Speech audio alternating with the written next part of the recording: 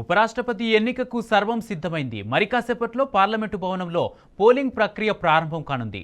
ఇందుకోసం కేంద్ర ఎన్నికల సంఘం అన్ని ఏర్పాట్లు చేసింది.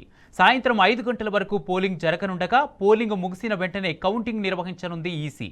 సాయంత్రం 6 గంటల తర్వాత ఫలితం వెలువడనుంది. తదుపరి వైస్ ప్రెసిడెంట్గా ఎన్డీఏ అభ్యర్థి సిపి రాధాకృష్ణన్ గెలుస్తారా లేక విపక్ష ఇండియా కూటమి అభ్యర్థి జస్టిస్ బి సుదర్శన్ రెడ్డి విజయం సాధిస్తారా అనేది మరికొన్ని గంటల్లో తేలనుంది. రాష్ట్రపతి ఎన్నికకు సర్వం సిద్ధమైంది.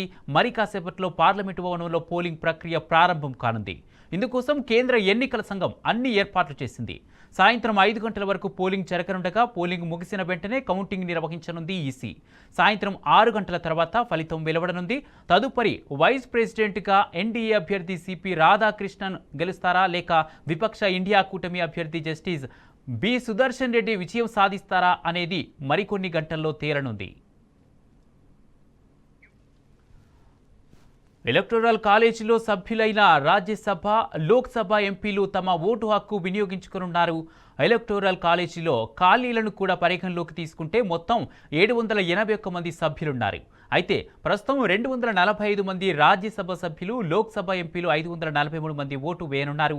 బలాఫలాల పరంగా చూస్తే ఎన్డీఏకు స్పష్టమైన మెజారిటీ ఉండడంతో రాధాకృష్ణన్ గెలుపు ఖాయంగా కనిపిస్తుంది.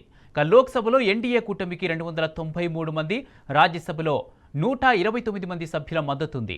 విజయానికి అవసరమైన ఓట్లు 391 కాగా ఎన్డీఏకు సొంతంగానే 422 మంది సభ్యుల బలం ఉంది. ఇక వైసీపీ కూడా ఎన్డీఏ అభ్యర్థికి మద్దతు ప్రకటించడంతో ఆ సంఖ్య 433కి చేరింది. ఇక విపక్ష ఇండియా కూటమికి 2 సభల్లో కలిపి 311 ఓట్లు ఉండగా ఆప్ మద్దతుతో కూటమి బలం 320కి చేరింది. ఇక 2 కూటములకు సమాన దూరాన్ని పాటిస్తూ వస్తున్న బీఆర్ఎస్, బీజేడీలు ప్రస్తుత ఎన్నికలకు దూరంగా ఉండాలని నిర్ణయించాయి. కాగా ఈ ఎన్నికల్లో తమిళనాడుకు చెందిన రాధాకృష్ణన్, ఎన్డీ కూటమి అభ్యర్థిగా జస్టిస్ సుదర్శన్ రెడ్డి మధ్య పోటీ నెలకొంది. రాధాకృష్ణన్ అద్భుతమైన ఉపరాష్ట్రపతి అవుతారంటున్నారు ప్రధాని మోడీ. కోయంబత్తూరు నుంచి 2 సార్లు ఎంపీగా గెలిచిన రాధాకృష్ణన్ను మచ్చలేని నేతగా వివరించారు. రాజకీయ, పాలనపరమైన ఆయన విశేష అనుభవం రాజ్యసభ చైర్మన్గా విధులు నిర్వర్తించేందుకు ఉపకరిస్తున్నట్టు పేర్కొన్నారు. అయితే ఇటు విపక్షాల అభ్యర్థి జస్టిస్ బి సుదర్శన్ రెడ్డి 2011లో సుప్రీంకోర్టులో పదవి విరమణ పొందారు. నల్లధనం, సల్వాజుడు తదితర కేసుల్లో కీలక తీర్పులు వెలువరించారు.